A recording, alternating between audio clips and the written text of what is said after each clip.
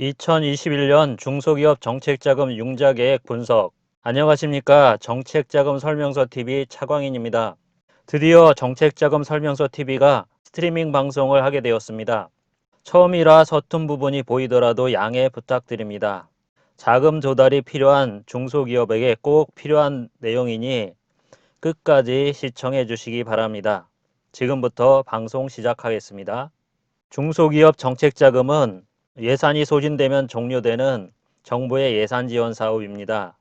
중소벤처기업부 융자지원 사업은 선착순으로 집행하므로 지역본부에 따라 다르지만 인기 있는 자금인 경우에 2월부터 소진되기도 합니다. 3월경에 접수하면 원하는 자금이 소진될 수 있으므로 승인 가능성이 높은 자금을 조기에 선택하는 순발력이 매우 중요합니다. 정책자금 융자지원 사업은 매년 내용이 조금씩 바뀌고 있는데요. 변경사항을 확인하지 않고 접수했다가 부결되거나 세무결산 신고 이후에 신청했다가 예산이 소진되었다는 말을 들은 분이 적지 않습니다. 이 동영상을 끝까지 시청하시면 다른 분보다 먼저 어떤 자금을 신청해야 할지 결정할 수 있습니다. 아직 정책자금 설명서 TV를 구독하지 않았다면 구독 그리고 종모양의 알림 설정 부탁드립니다.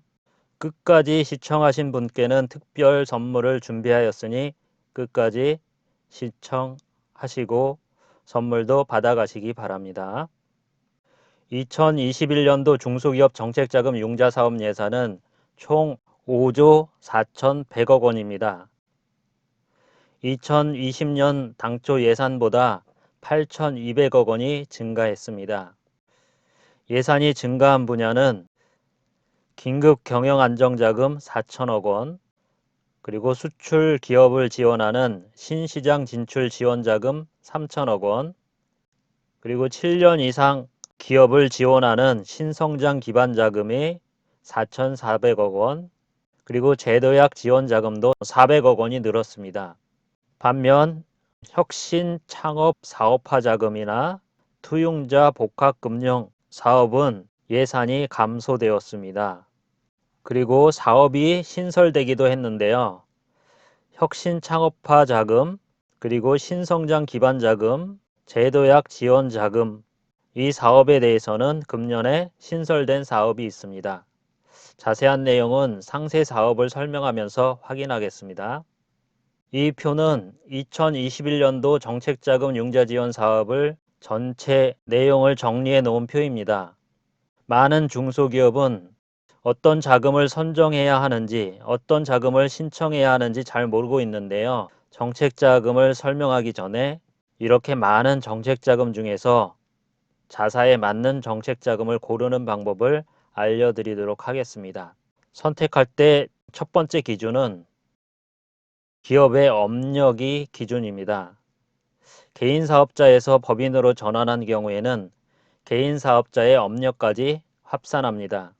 전체 지원 사업들을 신청 가능한 업력 기준으로 먼저 분류합니다.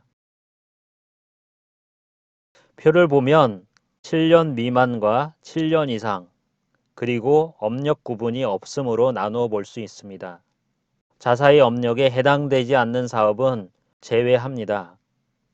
그리고 두 번째로 자금의 용도입니다.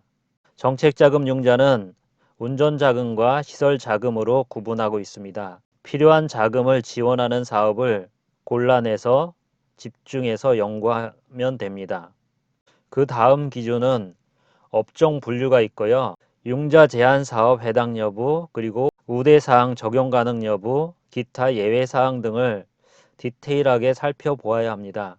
케이스 바이 케이스이므로 일반화하긴 어렵습니다. 초보 중소기업 같은 경우에는 앞에 설명해 드린 대로 기업의 업력과 그리고 어떤 자금인지, 시설 자금인지, 운전 자금인지, 아니면 시설 자금과 운전 자금이 다 필요한지 요거를 기준으로 해가지고 어떤 자금을 신청할 수 있는지 체크한 다음에 그 자금에 대해서 철저히 연구하면 되겠습니다. 정책자금 공고문을 깊이 있게 연구해서 퍼즐을 맞추면 많은 선택지를 찾을 수 있습니다. 선택지가 많으면 성공의 가능성이 높아지게 됩니다. 다음 장부터는 정책자금 세부 사업에 대해 살펴보겠습니다. 첫 번째, 혁신 창업 사업화 자금입니다. 예산은 2조 2,500억 원으로 가장 많습니다. 대상 기업은 7년 미만 중소기업을 대상으로 합니다.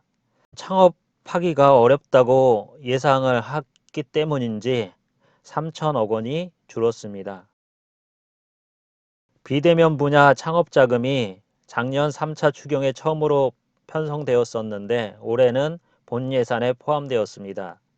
개발기술 사업화 자금은 업력 제한이 없습니다.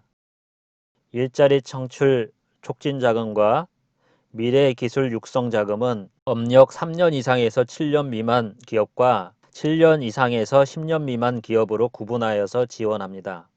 자세한 내용이 궁금하신 분은 동영상 아래에 있는 설명문의 링크를 참조하시기 바랍니다. 다음으로 제도약 지원 자금입니다. 예산은 2,500억 원입니다. 전년 대비해서 400억 원이 증가했습니다. 사업 전환, 구조 개선, 그리고 재창업 기업을 지원하는 융자 사업입니다. 선제적 자율 구조 개선 프로그램이 신설되었습니다. 신청 대상 조건에 대해 건별로 깊이 있는 사전 상담이 필요한 사업입니다. 궁금하신 기업은 동영상 아래에 있는 설명문의 링크를 클릭해서 확인 바랍니다. 투융자 복합금융 예산은 1,400억 원으로 전년보다 600억 원이 줄었습니다. 융자 사업의 투자 요소를 복합한 방식으로 자금을 지원합니다. 스케일업 금융은 봄, 가을에 별도 공고를 통해서 지원할 수 있는 기업을 모집하고 있으니 참고하시기 바랍니다. 신시장 진출 지원 자금은 5천억 원으로 전년보다 2.5배 규모로 증액되었습니다. 업력 제한이 없기 때문인지 가장 먼저 소진되는 자금이었는데 올해는 조금 나아지기를 기대해 봅니다. 신성장 기반 자금은 예산이 1조 7,700억 원, 창업 자금 다음으로 규모가 큰 사업입니다. 전년 대비 4,400억 원이 증가했습니다. 이 자금은 주로 시설 자금을 위주로 지원하는 사업이기 때문에 기업당 융자 지원 규모가 큰 사업입니다. 그린 뉴딜과 탄소 제로 정책을 달성하기 위해서 넷제로 유망기업 지원 사업이 신설되었습니다. 금리는 기준금리 플러스 0.5%입니다. 협동화 사업 자금이 있는데 공장 설립 시 지원 조건이 가장 우월한 자금이므로 공장 설립을 하는 기업은 관심을 가지시기 바랍니다. 긴급 경영 안정 자금은 5천억 원입니다. 전년보다 4배나 증액된 사업입니다. 재난을 당한 기업 또는 매출이나 영업이익이 10% 이상 감소한 기업, 그리고 코로나 피해 기업 등이 신청할 수 있는 자금입니다. 상세히 알고 싶다면 동영상 아래에 있는 설명문의 링크를 확인하시기 바랍니다. 2021년 중소기업 정책자금 융자 사업 내용을 요약하겠습니다. 먼저 신설 자금입니다. 앞에서 보았듯이 비대면 분야 창업 자금이 신설되었고 신성장 자금에서 넷째로 유망기업 지원 사업이 신설되었고 선제적 자율구조 개선 프로그램이 신설되었습니다. 그 다음에 예산이 증가한 사업입니다. 수출 기업을 지원하는 자금이 3천억 원 증가했습니다. 그리고 긴급 경영 안정 자금 분야가 4천억 원이 증액되었고 7년 이상 기업을 지원하는 신성장 기업에 4,400억 예산이 증가하였습니다.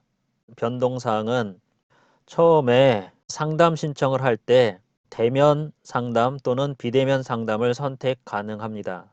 그리고 그린 뉴딜 분야와 비대면 분야에 대해서 어떤 제품이 어떤 기술이 해당되는지 공지사항이 있으니까 확인하시기 바랍니다. 융자 제한 업종별 부채 비율 초과에 대한 적용 제외 기준이 업력 7년 미만으로 확대되었습니다. 지금 말씀드린 사항들이 얼마나 중요한지 정책자금을 해보신 분들은 아실 것 같습니다. 이 화면에 있는 그 내용들은 관심 있게 보시고 자사에 해당되는 사항이 있는지 꼭 체크하시기 바랍니다. 지금까지 내용이 유익하였다면 구독, 좋아요, 종모양 알림 설정 부탁드립니다. 지금까지 시청해 주셔서 감사합니다. 끝까지 시청하신 분께 선물이 있습니다. 선물은 한눈에 보는 2021년도 중소기업 정책자금 융자표입니다. 2021년도 융자사업 공고문을 연구, 비교, 분석해서 한 장에 압축 정리하였습니다. 이 표 한 장만 보고도 기업에 맞는 자금을 선택할 수 있도록 만들었습니다. 선물을 신청하는 방법은 동영상 아래 설명문에 있습니다. 다음 동영상은 융자 제한 기업의 볕들날이라는 제목입니다. 중소기업진흥공단이 어떤 기업을 융자 제한 기업으로 규정하는지 알아보고 그럼에도 불구하고 융자 받는 방법을 알려드리겠습니다. 끝까지 시청해 주셔서 감사합니다. 다음 스트리밍에 찾아뵙도록 하겠습니다.